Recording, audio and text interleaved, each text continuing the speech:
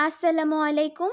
শুরু করছি চিত্তচিরে চৈত্র মাস, লেখনীতে মম সাহা, পর্ব সংখ্যা ৫। এমন ভয়াবহ সময়ে এমন প্রশ্নটা নেহাতি বেমানান মনে হলো। চিত্রা কেবল ফ্যাল ফ্যাল করে তার বাবার দিকে তাকিয়ে রইল। এই মুহূর্তটাতে বোধহয় সে বাবার স্নেহ ছাড়া কিছুই প্রত্যাশা করেনি। নুরুল সওদাগর স্থান কাল পাত্র ভুলে চেঁচিয়ে উঠল, ধমকে বলল, তুমি নিজেই যেচে বিপদ ডেকেছ। তোমার সাথে ভুক্তভোগী ওই নিষ্পাপ দুটি মেয়েও। তোমাকে বারবার বলেছি সাবধান হওনি। সব জায়গায় দেখিয়ে গেছো নিজের দোষীপনা। খুব সম্ভবত আজ সকালে যে ছেলের সাথে ঝামেলা করেছো সেই এই কাজটা করেছে। নিজে যেচে পড়ে বিপদ এনেছ, এবার ভুগতে থাকো। আমার তো আফসোস হচ্ছে ওই মেয়ে দুটির জন্য। পড়লে তুমি একাই পড়তে, ওদের তো দোষ ছিল না। কক্ষে অবস্থানরত প্রতিটি মানুষ অবাক হয়ে নুরুল সওদাগরকে দেখে গেল। বাবার এমন উক্তি আদৌ সাজে, তাও মেয়ের এ অবস্থায়? নীরবতাকে আরেক ধাপ অবাক করে দিয়ে কেবিনের দরজায় দাঁড়িয়ে থাকা বাহার ভাই বলে উঠল, এমন বাবার মেয়ের কেবল পুড়ে যাওয়া না, মরে যাওয়া উচিত। বাহারের কথায় মিষ্টি হাসল চিত্রা। বা চোখের কোণ বেয়ে গড়িয়ে পড়ল অশ্রুবিন্দু। কাপা কণ্ঠ, মুখে হাসি নিয়ে সে বলল, আমিন। নীরবতা বাড়ল, বিষাদ বাড়ল। চিত্রা অনুভব করল শরীরে পড়া অ্যাসিডও বোধহয় এত জ্বালায়নি যতটা বাবার কথা জ্বালিয়েছে। চামড়া পুড়ে যাওয়ার জ্বালার চেয়ে হৃদয় পুড়ে যাওয়ার ব্যথা বেশি। চামড়ায় প্রলেপ লাগানো যায়, হৃদয়ের গতি কি? কেবল ক্ষত বয়ে বেড়ানো ছাড়া। মরার মতো বাচ্চা আসি, আর মারবে কি? শরীর থেকে আত্মাটাই তো বের হওয়ার বাকি। বেঈমান ভরা দুনিয়ায় সব আঘাতে ভরপুর। যে যার মতন আঘাত দিছে পারছে যত দূর। গিটারের শব্দটা থামল। পরিবেশে তখনও অভিযোগের সুরগুলো ভেসে বেড়াচ্ছে। অভিযোগ করা মানুষটা নিশ্চুপ নিরুত্তর। মধ্যরাতে শো শো করে বাতাসের কারণে মাঝে মাঝেই গানের তাল কেটেছিল, কিন্তু অভিযোগের ঝুড়ি হালকা হয়নি। অভিযোগগুলো বেশ শক্তপোক্ত কিনা। ফোনের স্ক্রিনে ছোট্ট মেসেজ আসতেই কালো আধারিয়া স্ক্রিনটাতে আলো জ্বলে উঠল। তত প্রয়োজনীয় বার্তা না, ইন্টারনেট প্যাকেজের মেসেজ। বাহার দৃষ্টি রাখল ফোনের স্ক্রিনটাতে। রাত ৩:০৭। রাতটা কেমন ফাঁকা ফাঁকা, পানসে, বিষণ্ণ লাগছে যেন। ছাদের হরেক রকম ফুল গাছের ফুলগুলো থেকে মিশ্রিত একটা ঘ্রাণ ভেসে আসছে। মিশ্রণের কারণে ঘ্রাণটা ঠিক মিষ্টি লাগছে না, বরং কিছুটা উদ্ভটই লাগছে। বাহার মুখ চোখ কুচকালো। এই হরেক রকমের ঘ্রাণের থেকে তার পুড়ে যাওয়া নিকোটিনের ঘ্রাণটা বোধহয় বেশিই ভালো। হুট করেই ভীষণ ধোঁয়া ওড়ানোর তৃষ্ণা পেল তার। প্যান্টের পকেট তন্ন তন্ন করে সে দেশলাইয়ের বাক্সটা ছাড়া আর কিছুই পেল না। প্রয়োজনের সময় প্রয়োজনীয় জিনিসটা না পেলে বিরক্তির স্রোত বয়ে যায় শরীরে। বাহারের ক্ষেত্রেও তাই ঘটল। বিরক্তিতে কপাল কুঁচকালো। দুপুরেই তো সিগারেটটা শেষ হলো, তারপর এত অঘটনের কারণে আর কেনা হয় না। ভাবতেই একটা হতাশার শ্বাস বেরিয়ে এলো। এই মুহূর্তে সিগারেটটা বেশি প্রয়োজন।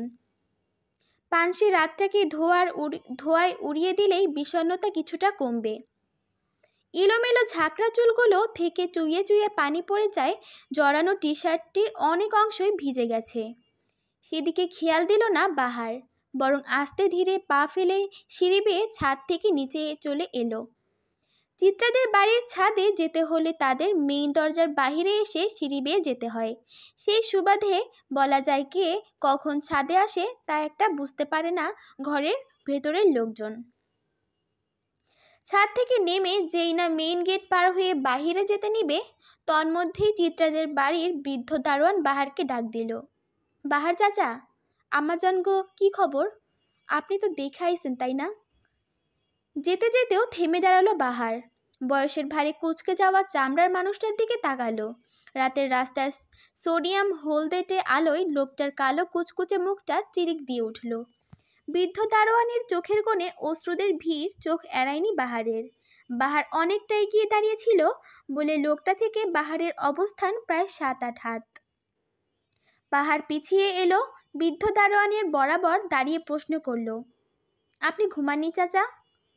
না চাচা, বাড়ির ফুলগুলানের এই অবস্থা, আমি কেমন কইরা সুখের নিদ্রায় যামু কও?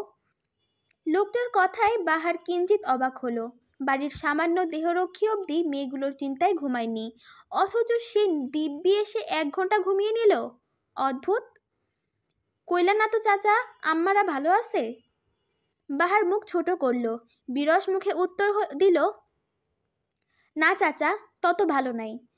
তবে ওহির ততটা ক্ষতি হয়নি, সে কাল পরশুই বাসায় চলে আসতে পারবে। চেরি আর চিত্রারই অবস্থা খারাপ। বৃদ্ধ লোকটা ফ্যাল ফ্যাল করে কেঁদে দিল। চোখের পানিগুলো বাহারের কাছে মুক্তোর দানার মতো লাগলো। সে কেবল নির্নিমেষ তাকিয়ে রইল ক্রন্দনরত আবু চাচার দিকে। পুরুষ মানুষদের কান্না করাটা ঠিক মানানসই না হলেও আবু চাচার কান্নাটা বেশ মায়া মায়া। কালো কর্কশ মুখটার দিকে তাকালে কোনো টান অনুভব না হলেও কান্নার মাঝে অগাধ ভালোবাসা আছে। বাহার লোকটার ডান বাহুতে ভরসার হাত রাখল, আশ্বাস দিয়ে বলল, কান্না করবেন না চাচা, আল্লাহরে ডাকুন। কান্না করে আর কি বা হবে? আবু চাচা নিজের ডান হাতের তালুর সাহায্যে চোখের অশ্রুবিন্দুগুলো মুছল। তবুও ভিজে ভিজে জলবিন্দুগুলো লেপটে আছে গালে। কান্না থামিয়ে লোকটা ভীষণ অসহায় কণ্ঠে বলল, জানো বাবা, এ বাড়ির মানুষগুলো বড্ড ভালো। ওহি মামুনি শান্ত ছিল ছোটবেলা থেকেই, ওর জন্য কারো চিন্তা ছিল না। কিন্তু চিত্রা মামুনি ছিল অনেক দুষ্টু। একটু চোখের পলক পড়তেই মেয়েটা গেটের বাইরে চলে যেত। অনেক নাকানি চুবানি খাওয়ালেও দিন শেষে মেয়েটা কত যত্নশীল ছিল। আর চেরি মামুনিরে তুমি দেখলাই, ওগো তো এত বিপদ হইব ভাবি নাই। সবই পাপের ফল বুঝলা, বাপ মায়ের পাপ সন্তানরে ধরে।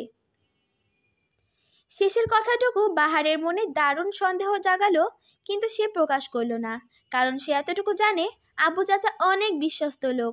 যে বাড়ির নুন খায় সে বাড়ির খারাপ চাইবে না। হয়তো এখন অতি আবেগে কথাটা বের হয়ে গেছে, না হয় এটাও বের হতো না। মনুষ্য জাত এমনই, এদের আবেগের স্রোত এত বেশি যে আবেগের বশে এদের বিবেকের মাঝে মাঝে কার্যক্ষমতা লোপ পায়। বাহার আবু চাচাকে ধরে ঘরে পাঠিয়ে নিস্তব্ধ রাস্তায় পা বাড়ালো। ঘুমিয়ে আছে রাতের শহর, তাই তো এত নিশ্চুপ। চিত্রাদের রাজধানীর নামকরা প্রাইভেট হসপিটালে ট্রান্সফার করা হয় নুরুল সওদাগরের হম্বিতম্বিতে। কোনো মতেই সে এই সরকারি হসপিটালে মেয়েদের রাখবেন না। ভালো চিকিৎসা পেতে হলে তার মতে প্রাইভেট হসপিটালের বিকল্প নেই। বাহারের তখন এসব জিনিসগুলো একটু বেশি বেশি মনে হয়েছিল।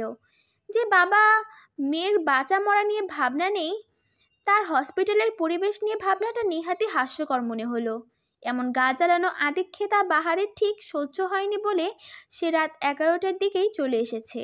বাড়িতে আপাতত চাঁদনি, ফুপুর ছেলে অনয় আর চাঁদনির স্বামী ছাড়া কেউ নেই। সবাই হসপিটালে। চিত্রার বড় চাচাও চলে এসেছে।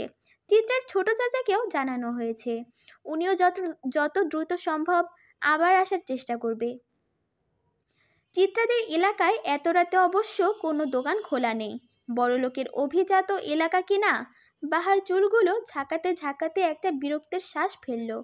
একটা বিদঘুটে রকমের শব্দ বের হয়ে এলো মুখ থেকে। পায়ের সামনে পড়ে থাকা খোলা বোতলটাকে ডান পায়ে লাথি দিয়ে তাচ্ছিল্য করে বলল, শালা বড়লোক হলেই ঝামেলা। সামান্য সিগারেট খেতে কিনা 7 সমুদ্র 13 নদী পাড়ি দিতে হচ্ছে।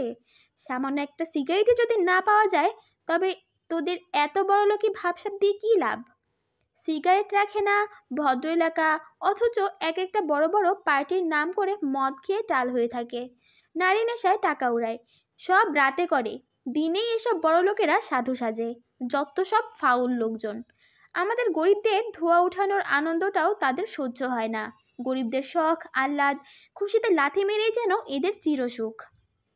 অনির্দিষ্ট গন্তব্যহীন হেঁটে অবশেষে বড় রাস্তার মোড়ে খুপড়ির মতন চায়ের দোকানটা খোলা পেল বাহার। সেখান থেকে এক প্যাকেট সিগারেট কিনে যেই না বাড়ির পথে পা বাড়াতে নিল, হঠাৎই মনে হলো তখনের অতি কষ্টে মিষ্টি হাসি দেওয়া মেয়েটাকে একটু দেখতে যাওয়া উচিত। কি নিদারুণ কষ্টই না মেয়েটা পেয়েছে। আধ ঘন্টার পথ একা একা বেখেয়ালিভাবে হেঁটে অবশেষে নির্দিষ্ট গন্তব্যে পৌঁছালো বাহার। অথচ বাহারের জীবনে এতগুলো দিনেও কোনো গন্তব্য ছিল না। এক রাতের মধ্যে কিছুক্ষণের জন্য হলেও বাহার ভাইয়ের একটা গন্তব্য হলো। ফোনের স্ক্রিনে সময় দেখার জন্য দৃষ্টি দিতেই দেখলো একদম 4টা বাজে। ছোট্ট একটা শ্বাস ফেলল বাহার। অলস ধীর ক্লান্ত শরীরটাকে টেনে টেনে সাদা ধবধবে পরিষ্কার হসপিটালের 3 তলায় নিয়ে গেল। করিডোরে মানুষ নেই তেমন। বাহার যেখানে দাঁড়িয়েছে সেখান থেকে প্রায় অনেকটা দূরে তুহিন চেয়ারে হেলান দিয়ে চোখ বন্ধ করে আছে। তুহিনের কাঁধে মাথা রেখে দিশান ঘুমোচ্ছে। বাহার যতটুকু জানে, হসপিটালের নিচে তলায় একটা বিরাট জায়গা আছে যেখানে রোগীদের সাথে আসা মানুষরা থাকে। হয়তো বাকিরা সেখানেই। বাহার ধীর গতিতে গুনে গুনে পা ফেলে চিত্রার কেবিনের সামনে দাঁড়ালো। যেই না কেবিনের দরজা খুলতে যাবে, তুহিনের ঘুম ঘুম ভরাট কণ্ঠ ভেসে এলো, বাহার ভাই, আপনি যে? বাহারের ভড়কে যাওয়ার কথা থাকলেও সে বেশ স্বাভাবিক রইল। দরজার হাতলেই হাতটা রেখে ঘাড় ঘুরিয়ে তুহিনের দিকে তাকালো। অতঃপর তার গম্ভীর পুরুষালী কণ্ঠে বলল, হ্যাঁ, দেখতে এসেছিলাম তোমাদের। তুমি বিশ্রাম করো। তুহিন আর কোনো প্রশ্ন করল না, প্রতিক্রিয়া জানালো না। বাহার ভাইয়ের কথা পালন করে সে আবার চোখ বন্ধ করে ফেলল। মিনিট 2 পেরোতেই ভারী ভারী শ্বাস ফেলল। বোধহয় ঘুমিয়ে গেছে। বাহারের হুট করেই মনে হলো এত রাতে আর দেখা করার প্রয়োজন নেই। যেই না সে হালকা খুলে যাওয়া দরজাটার আটকে দিয়ে চলে যেতে নিল, পেছন থেকে মুমূর্ষু ডাক ভেসে এলো, বাহার ভাই। বাহার আর পা আগাতে পারল না। পিছে ঘুরে বিছানায় লেপটে থাকা চিত্রার দিকে তাকালো। মেয়েটা এত রাত অবধি জেগে আছে। মেয়েটার হাতে এই মোটা ব্যান্ডেজ। কাল হয়তো ওর আর চেরির সার্জারি নিয়ে আলোচনা হবে। বাহারকে দাঁড়িয়ে থাকতে দেখে দ্বিতীয় ডাক দিল চিত্রা, বাহার ভাই আসেন। এমন ডাক ফিরিয়ে দেওয়ার আগ্রহ বাহারের মাঝে আর দেখা গেল না। সে ধীর গতিতে চিত্রার কেবিনে প্রবেশ করল। কেমন হিমশীতল রুমখানা। বাহারের এতক্ষণের কিঞ্চিত ঘেমে থাকা শরীরটা শিরশির করে উঠল কৃত্রিম শীতলতায়। বাহার যেতে যেতে একবারে চিত্রার বেডখানার সামনে গিয়ে দাঁড়ালো। পা হতে মাথা অবধি মেয়েটাকে পরখ করে বলল, কেমন আছো? এমন অসময়ে অদ্ভুত প্রশ্নটা যেন বাহার ভাইয়ের মুখেই মানায়। ভোঁতা যন্ত্রণা নিয়ে বিষাদ হেসে চিত্রা উত্তর দিল, আমি তো সবসময় ভালোই থাকি। তা ঘুমাওনি কেন? বাহারের প্রশ্নে চিত্রার মাথায় দুষ্টবুদ্ধি খেলে গেল। বাহারকে বিব্রত বোধ করাতে বলে উঠল, আপনার অপেক্ষায়। বাহার হাসল। বাহার খুব সহজে হাসে না, আবার হয়তো হাসে, কিন্তু চিত্রাদের বাড়ির মানুষদের সামনে তেমন হাসে না। মেয়েটা যে এমন যন্ত্রণার মাঝেও ঠাট্টা করছে তা বাহারের বেশ লাগলো। বাহারও উত্তরে বলল, বাহারের অপেক্ষায় থেকো না মেয়ে। কংক্রিটের হৃদয় তো, আবেগ ছুঁই কম।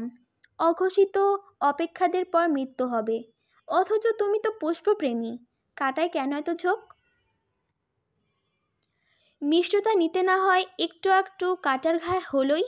এতে যদি আস্ত একটা বাহার ভাই পাই তাতে ক্ষতি কি? বাহার কিন্তু পুড়িয়ে দিতেই জানে কেবল। কতটা পুরায় বাহার? সিগারেটের মতন, নাকি তার চেয়েও বেশি? বাহ, আজ মেয়েটার কথায় জেতার বুদ্ধি করেছে বোধহয়। বাহার চিত্রের অসুস্থতায় জীর্ণ শীর্ণ হয়ে যাওয়া মুখটার দিকে তাকালো। খুব ক্ষীণ স্থির কণ্ঠে বলল, রঙ্গনা, যদি জ্বলতে আসে তবে কিঞ্চিত না হয় কম পোড়াবো। চিত্রা ফিক করে সকল যন্ত্রণা ভুলে হেসে উঠল। বাহার সেই মুখটার দিক থেকে চোখ সরিয়ে চলে যেতে যেতে ধীর স্বরে গাইল, কথা হবে, দেখা হবে, প্রেমে প্রেমে মেলা হবে, কাছে আসা আসি আর হবে না, চোখে চোখে কথা হবে, ঠোঁটে ঠোঁটে নাড়া দেবে, ভালোবাসা বাসি আর হবে না।